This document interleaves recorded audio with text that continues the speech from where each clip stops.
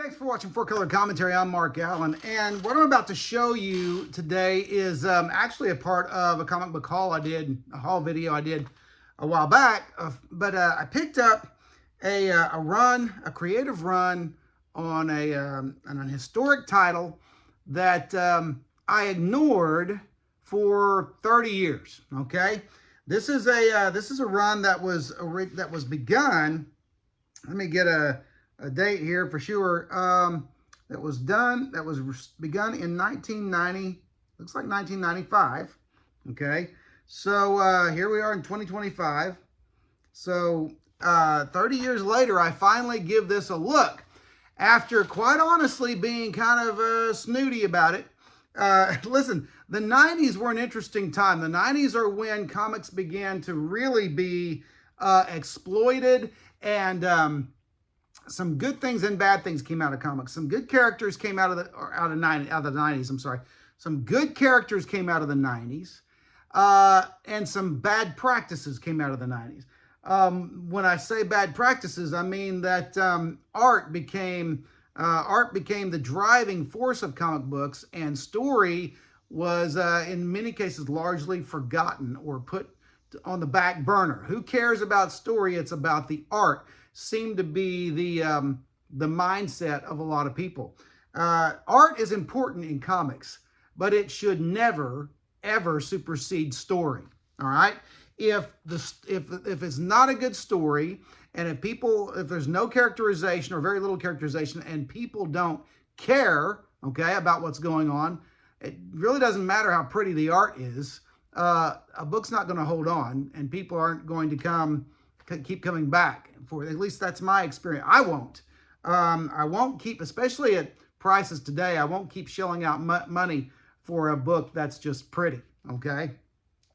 So anyway, that's a little bit of a tangent, but I'll say of myself, I ignored this run, and it was a fairly popular run in the 90s that got cut off and got kind of interrupted, but continued in a different form. I'll talk about that, but I'm talking about the title Thor, okay?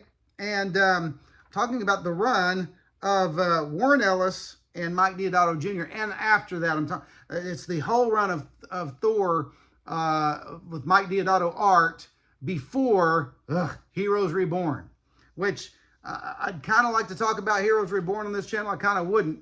I don't really like taking the time to do it. I don't like the idea of taking the time to do it, because to me, Heroes Reborn is one of the biggest wastes of paper and resources and talent that the world of comics has ever seen. But that's just me. But anyway, it starts with Thor number 491 with this great Deodato cover. And I'm going to talk about this first. Warren Ellis wrote 4 issues, and it kind of kicked off the entire year, the next year of Thor comics, or at least the rest of that year up to the Heroes Reborn takeover. All right, they ended Thor Volume 1, and what a sad thing. They ended Thor Volume 1 in order to do Heroes Reborn and restart. They didn't even restart the Thor book in Heroes Reborn. The main titles were Captain America, the Avengers, the Fantastic Four, and Iron Man, I believe. And the one good thing I will say about Heroes Reborn, just so I kind of avoid, at least try to avoid that old comic curmudgeon handle, which I am, of course. I'm a comics curmudgeon. But I liked, what I liked about it was Whilce Portacio's visuals on Iron Man. I liked Portacio's remake of the Iron Man armor. Impractical as it could be, but visually stimulating, okay? The smokestack pipes coming out of Iron Man's back. Like I say, as high-tech as he was supposed to have been, I don't know what was supposed to be producing that smoke, okay? But it was an intriguing design, all right? So nothing logical about that, but it was nice to look at. But that's about it. To me, that's about the best thing that came out of Heroes Reborn. So let's get back to this, because to me, I've gone back in hindsight and read this and really enjoyed this run. And all I'll say about the story is that there's something wrong. It starts out Thor is sick and dying, okay, and that's the very symbolic cover here, where Thor, the Mjolnir is lying in Thor's obviously open and unconscious hand, okay, and so but the problem lies with Yggdrasil, the world tree.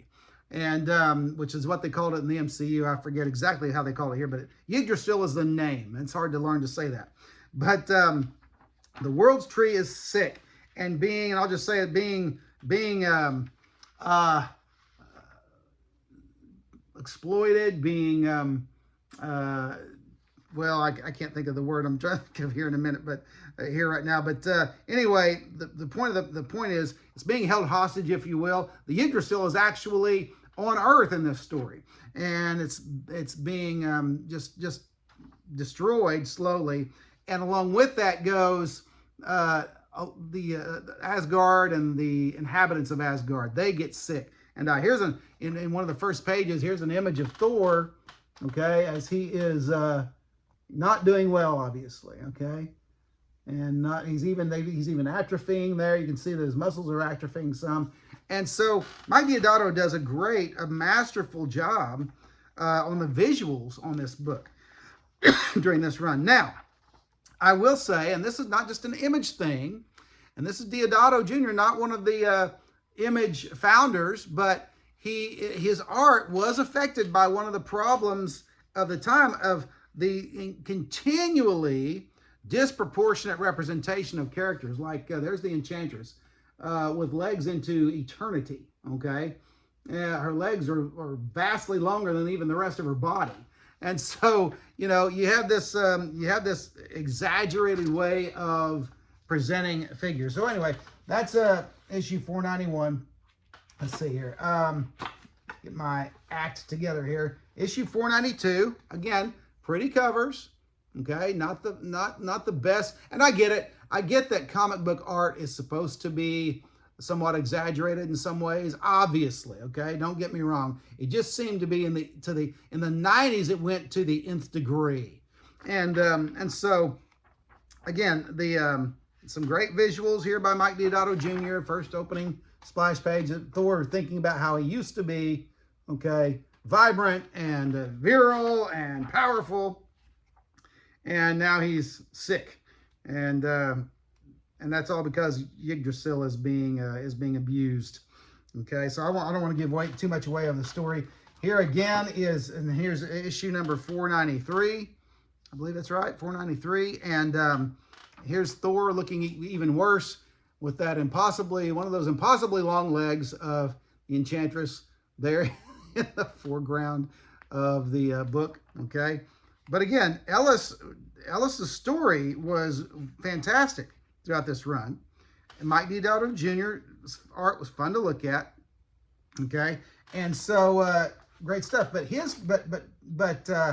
Warren Ellis only lasted 4 issues. That was his run. That was his. He wasn't, he didn't get mad and leave Marvel or anything like that, as I understand it. His story arc was 4 issues.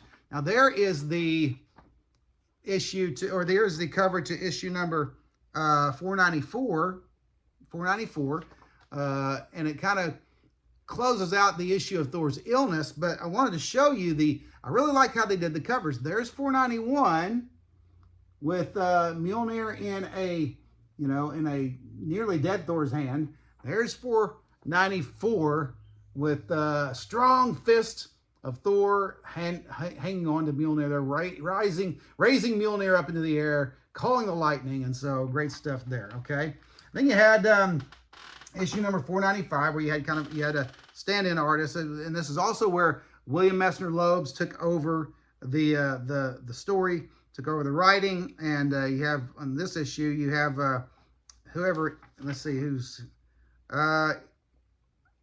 Jeff Isherwood, guest artist. And see, here's the thing. Another aspect of the 90s, and I don't know if you can see it there, but Jeff Isherwood, the artist, he is listed first. He's listed first. Now, that's a small thing, it seems like, but sometimes in the 90s, for the first time ever that I know of, the artist began to be listed over the writer, and that is indicative of what was going on in the 90s, okay? And there was nothing wrong with Isherwood's art. It was just a little different. You know, it was quite different from Deodato's art, okay? But it wasn't, you know, it wasn't hard to look at or anything. And it, you know, the story continued into, you know, beyond, you know, what Messner-Loebs began to really put his mark on Thor, I believe. Here's a cover to issue number 496, okay?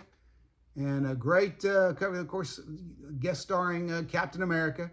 And I love that image of Thor holding Cap's shield. Thor was, by the way, still having problems with his powers going in and out, but it didn't have, it had to do with the Yggdrasil tree, okay, the tree of the world. And again, this is more Mike Deodato art. Great opening splash page there with a look from above of Cap and Thor about to take on a horde of bad guys, okay? And so, again, this was a fun run. And when I think of this run, and I realize all of us had kind of a different mindset 30 years ago. All of us change and grow and develop. But I look back on it and I think, what a shame that this run was curtailed in a sense so that they could do Heroes Reborn. And I can't think of anything, and feel free to correct me in the comments, but I can't think of anything lasting and of quality that came out of Heroes Reborn. I really can't. That's just me.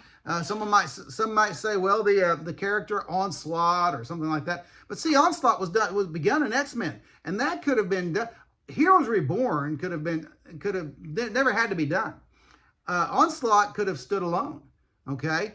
But they didn't have to launch Heroes Reborn as a result of that. So anyway, here's the cover to issue number. I tell you, this was also a time when Marvel was making it hard to read issue numbers.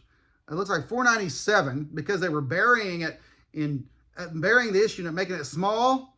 It wasn't in a little white space like traditionally it had been, and it was dark red against a background of other dark colors. So anyway, 497.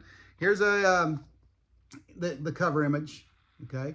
And you do have in this, you have, as a result of Yggdrasil being sick and being abused, the Asgardians had been shuffled off to Earth, and Asgard was in ruins. Again, I won't give anything else away, but this one has a, let's see, Luke Ross, Eau Claire Albert, my goodness, I've never seen that name before, and Frank Toscano, hand in art chores on this one, and I'm not real crazy about that opening splash page, but there you go. But anyway, it's talking about the run in general, not trying to be specific about stories. Issue number 498, another nice Mike Deodato cover.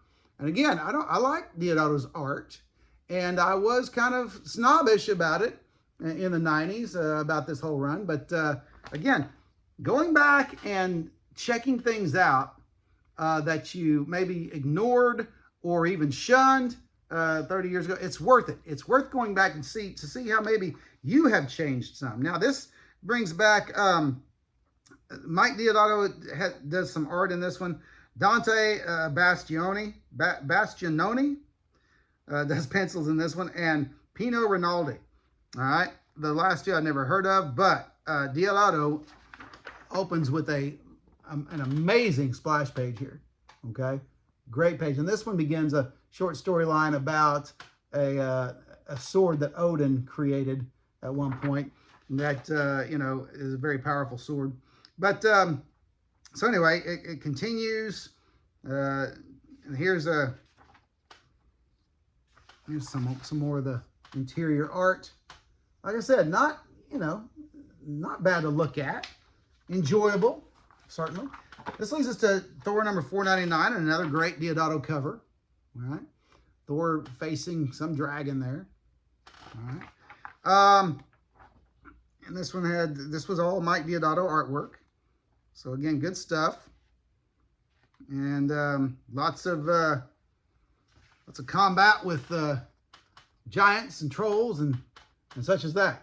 Okay, so good stuff there. Then you have issue number 499, or no, issue number 4, that was 499. Issue number 500, the anniversary issue. And Deodato is just getting better and better in this run. But again, you think why Heroes Reborn? I don't know. Just Heroes Reborn. Why? We know the history of Image Comics. And it's I love the documentary that talks about Image Comics. It's fun to listen to. It's fun. That history is, to me, though, more interesting than the product. And I know I'm trampling all over some younger comic readers, the comics of their youth, and I don't. This is why they make, and I always say this is why they make chocolate and vanilla. All right? Everything is not for everyone. But fine, do Heroes Reborn. I just wish they hadn't had to end certain. Now Iron Man, it was good that came to an end. At the time, they were in the midst of a teenage Iron Man story that by all indications was not liked by very many people. If you liked it, speak up in the comments, okay? But here's some interior art from Thor number 500, okay?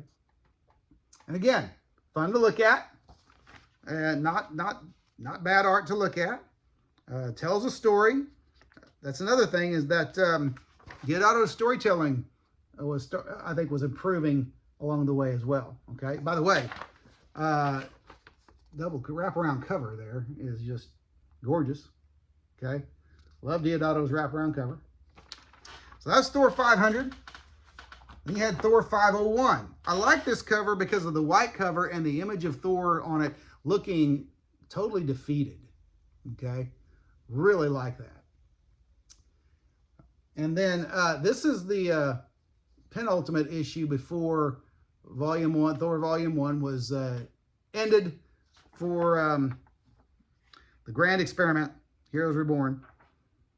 Great opening page there by Mike Deodato Jr. And the thing about this is, they also developed what I think now anyway, was a great costume for Thor.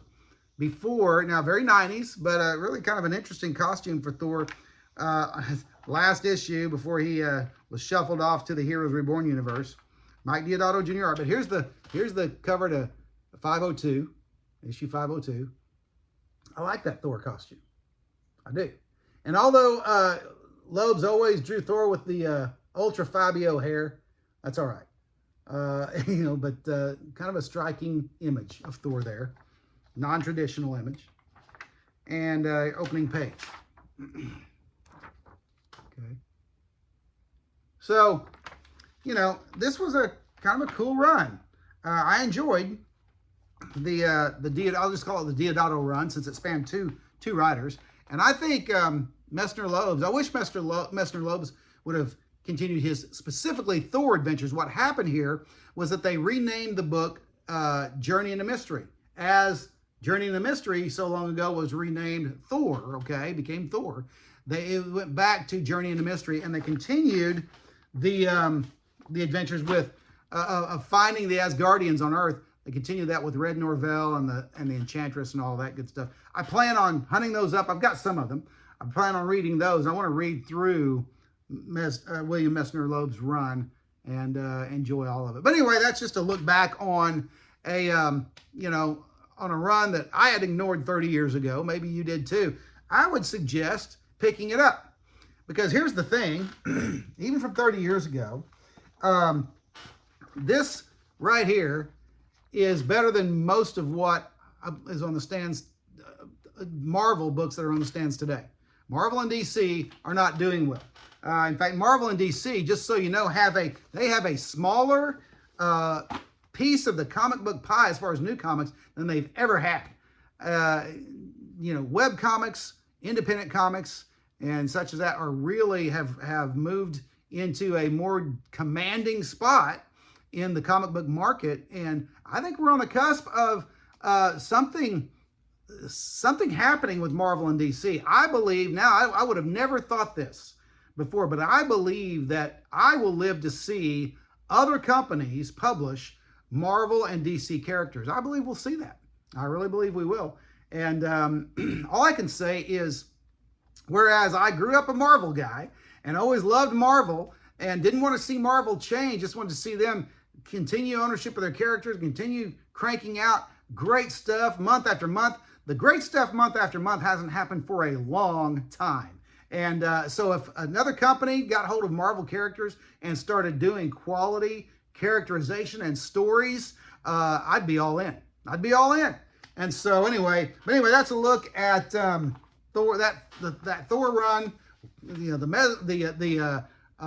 Mike Deodato Jr. run with writers Warren Ellis and William Messner-Loebs. Go out there and search it out. And my guess is you'll on some level you'll enjoy it. All right. But anyway, that's it. Hey, thanks for watching 4-Color Commentary. If you haven't, don't forget to like, comment, and subscribe, especially comment, because I like to see the comments. And we'll see you next video.